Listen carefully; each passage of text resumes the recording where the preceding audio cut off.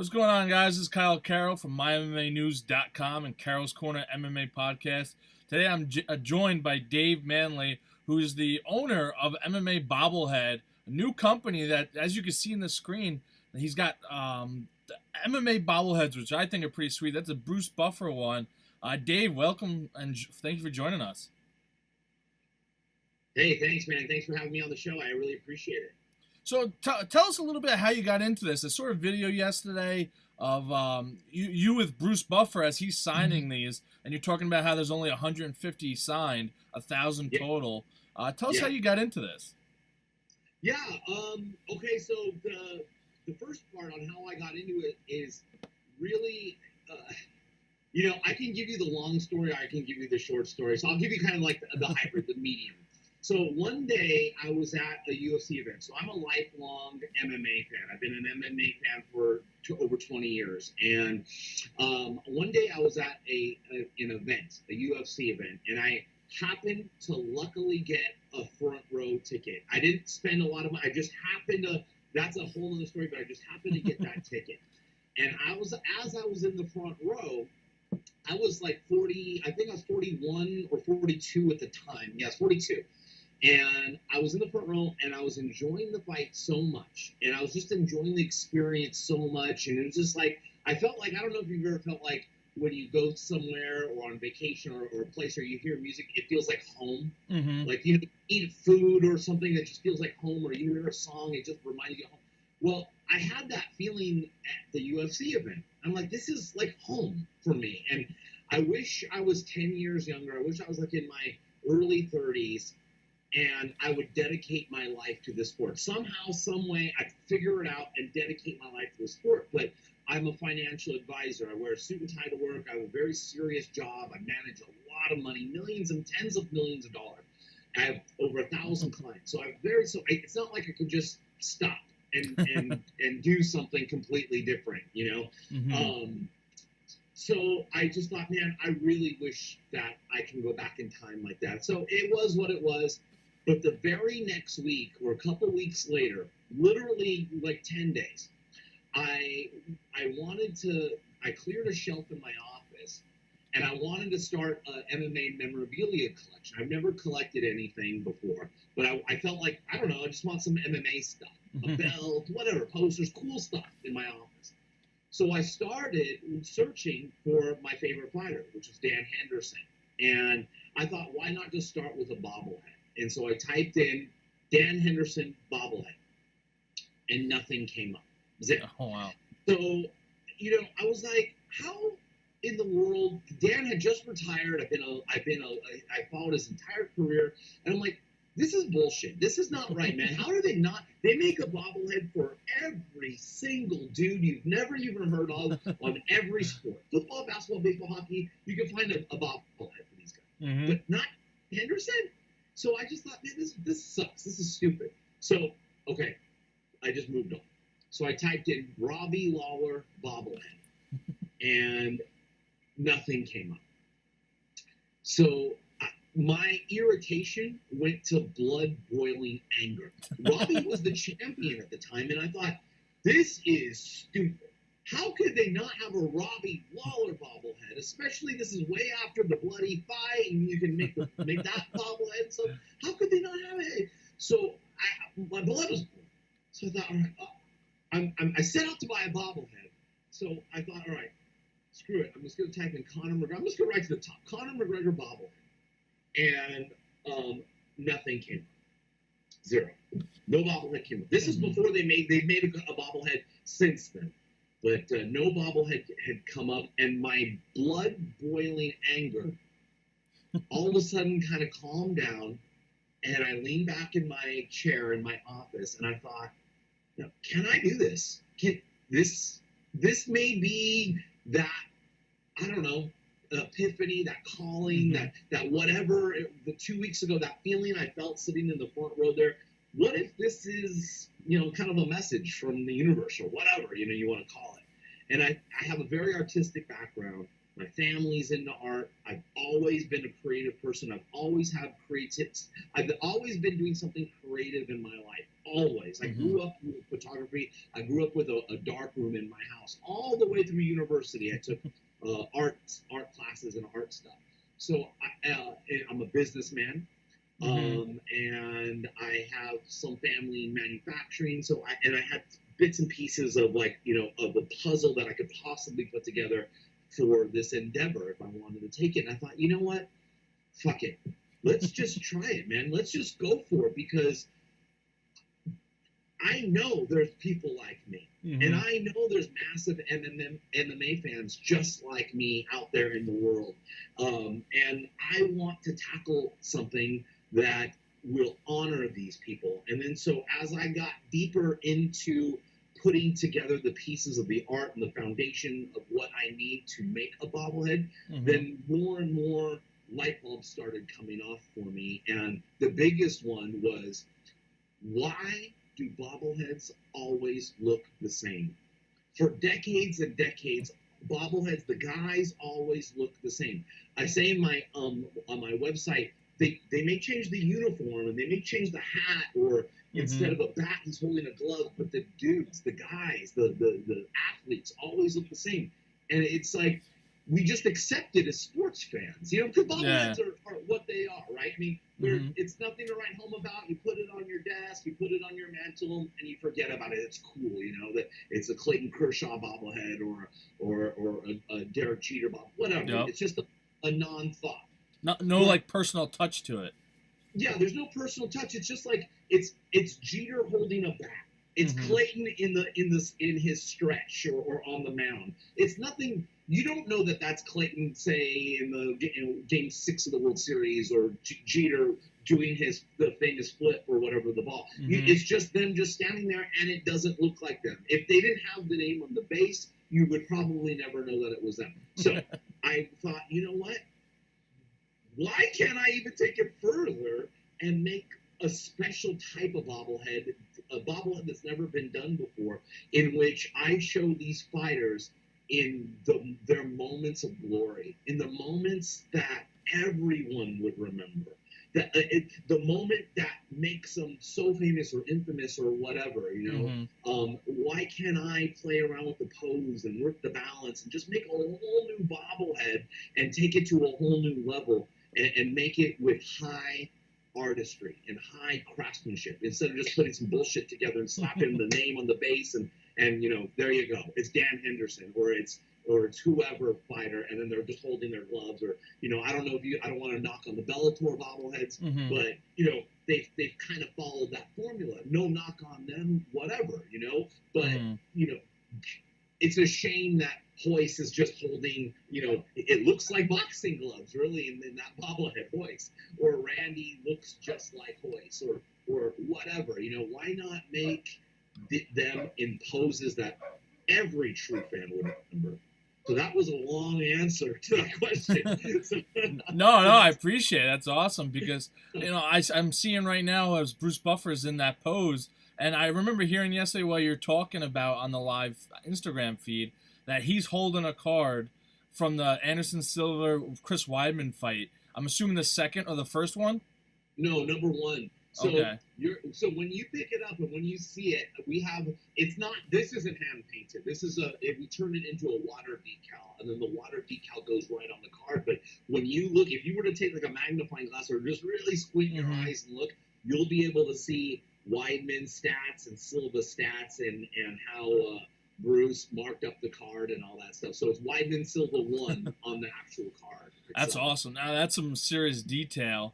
And now when you do this, do you have to get permission through the UFC or through the person himself? I'm assuming like licensing and all that plays a role, right? Yeah, it plays a big role. So, like I said, I'm a businessman, and I have a full-time career, so I don't really have a lot of time to fuck around and do something shaky or do something on the DL. Like you'll see a lot of stuff out there. I met with a fighter yesterday, a pretty well-known fighter, and he was showing me some photos of things that people have made and sold on eBay and Etsy and things like that without his permission, and he had no idea that they're even doing that. So, that's not right. Yeah. you're basically stealing the likeness of the fighter. And B, why do that? Why not just embrace the fighter, get him involved, and really go for it properly instead of just like on the underground and do it all half-assed? Because the stuff that this guy was showing me was really not good at all. I would give it like a grade of like a D minus. But I'm sure if the fighter got involved, that person would, the chains would be lifted from whoever was making it. So to answer your question, yeah, I used to make fighters without their permission, but not to sell, just to practice. So I've made quite a few bobbleheads that no one has seen, and frankly, to be honest, some of these fighters have never even seen. Just because I took a long time just practicing making these bobbleheads before I even felt like I could worthy of selling. What's that? Worthy of selling. You wanted them a certain standard before you could really release them. But no, before I came in, approach the fighter and say, this is what I do. Yeah, there was a certain standard because I didn't want to just, oh man, Kyle, if I showed you the first few bobbleheads that I made, I mean, they're embarrassing. But I keep my first one on my desk. The first one I ever made. I haven't shown the public, but I keep it on my desk. Have you told anyone which fighter it is? Yeah, it's Nate Diaz. Okay. So I made Nate. I made several Nates, but the very first Nate that I made, it sits on my desk, and it's so bad. It's atrocious. It makes the Bellator bobbleheads look like they're works of art, like they're pristine. But it's more of a testament, Kyle, of like when I made that bobblehead. It's more of a testament of, and not to get all psychological and whatever, but it's more of a testament of like my spirit and will to keep going, because I have failed so many times doing this. I have fallen flat on my face and got kicked in the gut so many times. I've lost so much money going down the complete wrong path and wrong road, and not realizing it until I'm maybe 100 hours and $4,000 or $5,000 down this path, that this is completely the wrong direction I have to go, or I'm doing it completely wrong. That there was a lot of times that I could have quit, and probably a sane person would have quit. But I love this sport so much, and I'm so passionate about what I'm doing and making kind of like my own little mark in this sport and in the world or whatever, that I just felt like I just got to keep going. I got to keep going. So to answer your question, yes, I won't even touch any type of artwork at all until the fighter says yes and they're down. Like I want to make a Rose Namajunas one right now. I really want to make one of her, and I'm doing everything I can to reach out and email and social media and all this stuff for her, just to say, yeah, make one of me. Let's just see what it looks like, because that's really all I need now for me to go, yeah, all right, I'll make it. But I haven't heard from her yet. But that's what it takes. Whereas before, like say like a year and a half ago, I'm just gonna make it. I'm just gonna make it no matter what, as a practice. Yeah. Now, when you started making like Bruce Buffer, you sat down with him. Did you guys decide? Did you bring like a few? I like these few photos or these few moments of you while you're working, and I would want to use them. And then you guys both decided, you know what, this is the best one. Let's use this one. That's exactly how it goes for the entire process, Kyle. I mean, like from the very end, from the very beginning to us talking about it, like, well, how do you see yourself in a pose, for a model? And you just talk about that. I mean, do you want to, obviously it can't jump, but do you want like a jumping motion? Do you want pointing? Do you want to be holding the mic? What kind of suit do you want to be wearing? Do you want me to mimic a suit? Do you have a special suit that you like? And then it just goes from there. And then I go to the drawing board, and then I come back with some artwork, and then I say, tell me what you think, and be completely honest with me. And, some fighters will say, I hate my face. Just one fighter this past week just told me that straight up. I completely redo my face. And then some fighters will be like, dude, that's dead on. I wouldn't change anything. And I'm like, come on, give me something, because I want it to be, I really want you to like it. So sometimes, anatomy's a little bit off. Arms are a little bit long. Muscles are a little bit too small or big or whatever it is, I work with the fighter every step of the way. I mean, down to the the box art, the fighter really is the one who designs the box. I'm just the medium. I get everything. I get all the information from the fighter, and I'm just the guy to facilitate the art that they're telling me that they want. So whatever the fighter wants themselves to represent to the fan, that's what we're going to go with. It's not what Dave Manley thinks that Chuck Liddell thinks is cool, or Dan, or whoever, or Bruce. I want what Bruce thinks is cool, what Bruce feels like represents Bruce on the box, because it's all about the connection from the fighter to the fan, and that's what I'm here to kind of facilitate. I like the fact that you're making the box as well as part of the collectible. Like, you could take it out of the box, put it on your desk or shelf, whatever you want to do with it. But the box itself is also part of the collectible and makes it that unique piece of art. Yeah, no, it's definitely true. And then inside the box is a personalized note from the fighter themselves, awesome. too. So the whole thing is an experience, man.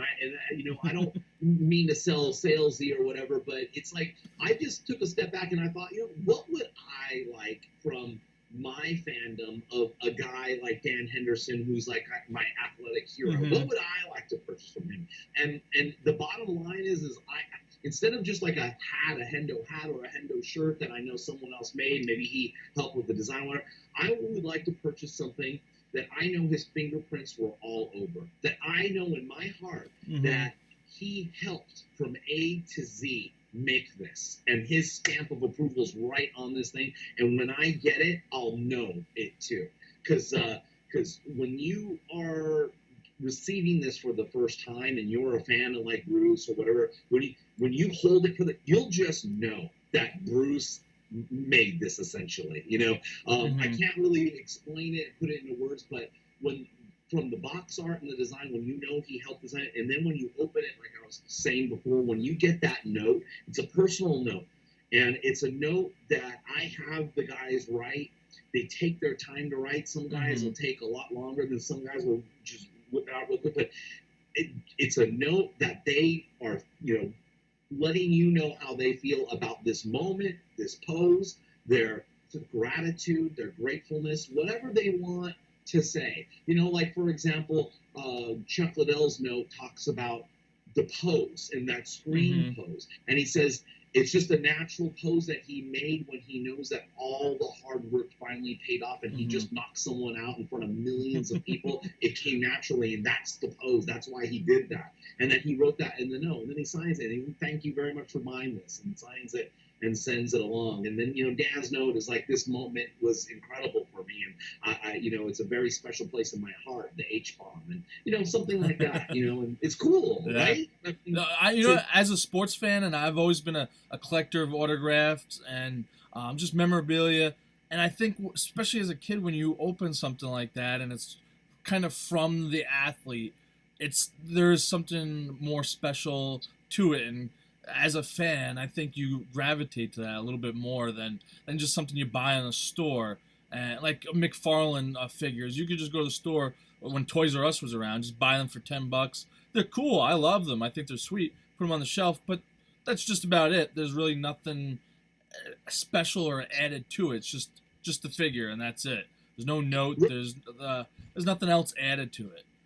And we're so programmed as sports fans and collectors, whether you're a level 10 collector or like me, just like, not really a collector at all. We're just programmed to kind of take what they give us. And if we open that pack of cards and we get so lucky to get the autograph, that's that's our big moment in sports fandom. We got the autograph card. But why can't it be more than that? Why? And here we are in 2018, and we don't have MMA bobbleheads, period. Not even shit ones. Now we do, with some that come up, but we don't. This is the fastest growing sport in the world, and these athletes are warriors, and these guys put their heart and soul, and they'll die in there for you. Unlike a lot of the other sports, I'm not saying they don't put everything they have in their sport, but these guys can literally die in there for you. They get cut open and bleed for you, and we don't have anything that honors them. Nothing. It's like not right.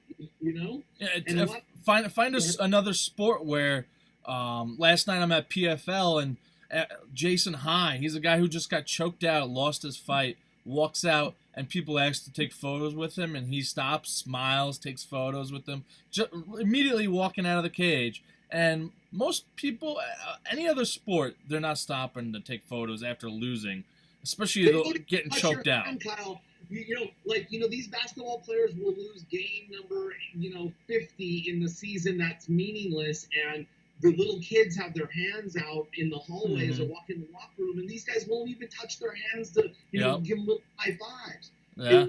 It's totally different mentality. Our sport, MMA, versus really every other sport, maybe except hockey.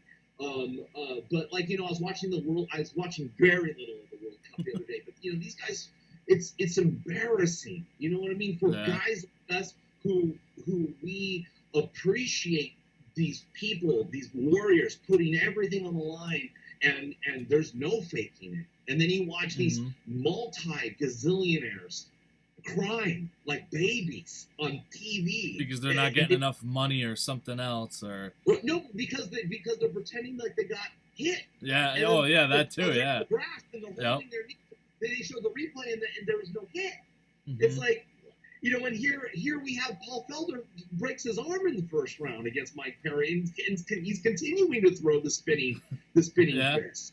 Oh, I was just watching, I think, ESPN earlier today, and there's an NFL football player who doesn't want to sign his rookie contract right away because he wants to get the language changed in his rookie contract so that if he gets in trouble off the field or on the field, he can't lose his guaranteed money. There's something wrong with that. You should just show up and do your job and not have to worry about getting in trouble. Where these guys, they show up and fight for such little money. I was just going to say, it's where we're at with sports, and it's where we're at with acceptance of what they feed us. And, I mean, we can go on and on about that, but, like me, I don't really want to indulge in basketball, football, or baseball. I love it. I mean, I love baseball. I love football. And of course I'll watch, but I don't nearly get as passionate about those sports as I do about MMA and even if I'm not a big fan of two particular people, but I know it's a great matchup, man, I get it up. I get so excited, like it is like, say, the Super Bowl, Yeah, definitely. Now, I understand from listening to you, I watched quite a bit of the live interview you're doing with Bruce Buffer. Now, he signed 150 of them. You made 1,000 total, and you numbered every single one. That will coincide with the certificate of authenticity. Is that something you want to do with each bobblehead that you make a limited amount, have a limited amount signed, and then that's it? Just cut them off? There's no more being made after that? Well, Kyle, I'm brand new with this. What I'm doing with the numbered bobbleheads on the Bruce and the numbering of the certificate of authenticity, which, let me just put a little sidebar that I'm a little bit late on releasing the Bruce by 3 weeks because it's difficult labor-wise to line everything up, and I didn't realize that because the Chucks and the Dans, I made a certain amount. There was no numbering. There was no matching, coordinating, things like that. So it went quicker. So I'm a little bit, and I'm not going to make that mistake again moving forward, but I'm a bit frustrated now because I'm a little bit behind on releasing. But the idea came to me from people who were really requesting for them to be more collectible. And so I talked to collectors, and they were saying, here's what you got to do to make them more collectible, make less, a lot less, and number them and all that stuff that you just mentioned. So as far as not making another one ever again, I would love to make another Bruce, but maybe in a different pose. Okay. Maybe a young Bruce in his white tux, in the UFC, 10 or whatever he started. That would be cool. Bruce beating up someone in the elevator. Yeah, Frank Trigg, right? Yeah. I mean, Kyle, there's so many avenues we can go down with different poses and different, memories of these fighters and parts and times of their career. And, right now, I'm so backed up. I mean, I'm backed up until probably spring of 2019. Oh, wow. on just like, fighters and art. I don't take a day off. I work every single day, and I live and breathe these bobbleheads, and it's not, and I don't want to say that with a negative connotation at all. I love it. I can't wait. I've never in my entire life, Carl, never, not once ever, have been hit with such inspiration. Okay. Like such inspiration to get up early in the morning and work until the two cartoon toothpicks, in my eyeballs until I can't go anymore. I've been excited about things and been excited about projects in my life and stuff like that, but I've never had a heart full of inspiration like I do with these, where, going to bed, it's like, oh man, I guess I have to sleep now. And then, but I kick the covers off, and as soon as the sun starts coming up, and I get right back to work on these things. But I do have another career, Yeah. that I Well, do too. there's definitely no lack of passion pouring out of you as you talk about these, which is awesome. Now, which fighters, I don't know if you want to release the names or anything like that, but how many fighters do you have lined up, and have you released the names of any fighters after Bruce? Yeah. So no, well, I'll answer the first part of the question. I have about, let's see, number 4, 5, 6, 7. I think I have all the fighters lined up until like number 8. Bruce is number 3, so I think I'm on schedule for until number 8. Then it kind of gets fuzzy, right around there. But I have about, I have number 9, 10, 11. It's just a matter of like when I'm gonna, the artwork and variables, contract signing and things like that, that I'm working out. So I have a lot. I got a lot of fighters, and all the fighters I have are all household names for MMA fans, for sure. Either they're legends, like Chuck Liddell type legends, or they're top five, or to be honest with you, champions. That's awesome and exciting. I'm sure people would love to, get their hands on them. Now, you ever thought of doing it? I'm sure it would be difficult to get 2 people to agree to it. Say, like 2 bobbleheads on the same stand, where you get like Weidman knocking out Anderson Silva, something like that, as an example. That's a very good question, but the thing is, Kyle, is that the person getting knocked out has to agree that he's going to get memorialized getting knocked out forever, and you don't want that. No. People don't want that. I'm going to make something really nice of a person getting their ass kicked. And plus, I don't want that either. I would rather honor that fighter when they're doing something great. Okay, that's awesome. And how can people find these? How can they get a hold of them? I know you're on social media. You have a website. How can they get their hands on these? Yeah. So on that note, and I'm going to tell you right now, I gotta tell you, this has been the most challenging part of. I had no idea that marketing was so hard. I thought I'm making these great bobbleheads. I'm gonna, kind of release it out, and MMA fans are gonna start, holding signs and marching to my website and buying these things. It couldn't be further from the truth. It's hard to market. It's hard to get the word out on these things. But you can find me at MMABobblehead.com. and MMA Bobblehead on social media everywhere. I go live a lot on social media, and I go live with the fighters, and I'll hang out with them and talk to them, and I'll ask them, questions beyond just the fighting and things like that. And I kind of let you in on, behind the curtain stuff. I show you how I make them, what I'm up to. I'll show you like the raw stuff, me painting them, things like that. And if you want to go on the website, go to the behind the scenes area. I think it's pretty interesting to see, a bunch of, Dan Henderson raw heads, floating around and seeing like how the process starts, because it is quite a long process from the time that I start the artwork to the time that they're finished is like a good solid 5 months. So it's quite a process. They're all handmade and hand painted. That's awesome. Now, are all the signed Bruce Buffers, are they all sold, or there's some left and people can get their hands on them? Yeah, so I made 1,000 Bruce Buffer in total, 1,000, and then that's it. Bruce, we're signing 150, and then that's it.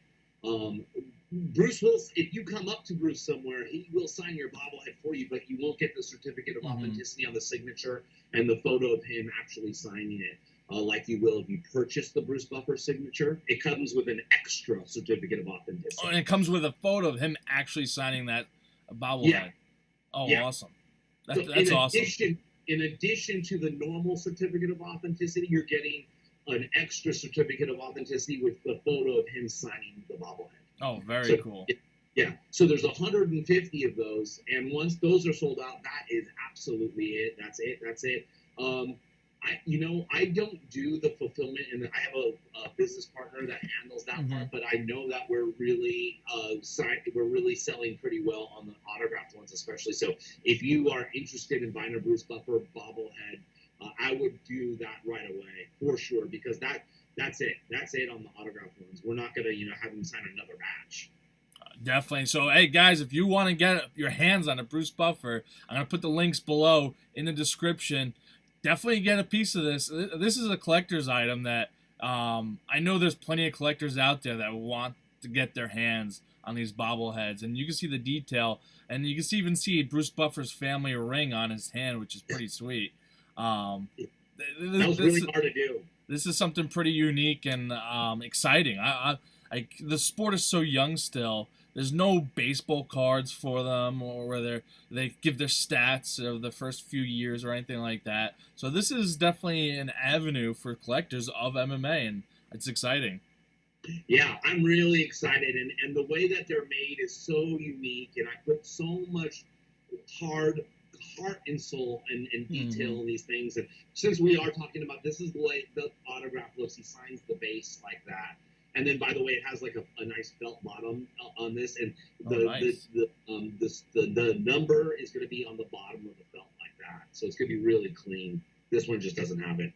But yeah, so I'm really excited, man, and I really appreciate you having me on. And I'm coming out with some really big names soon. Surreal names for me as a fan. So awesome. Well, we're excited for when you announce them, and when you do, please let us know so we can tell the world. Dave, I appreciate you coming on and chatting about these. It's exciting. And those, again, make sure you go to the links below and check them out. Get one.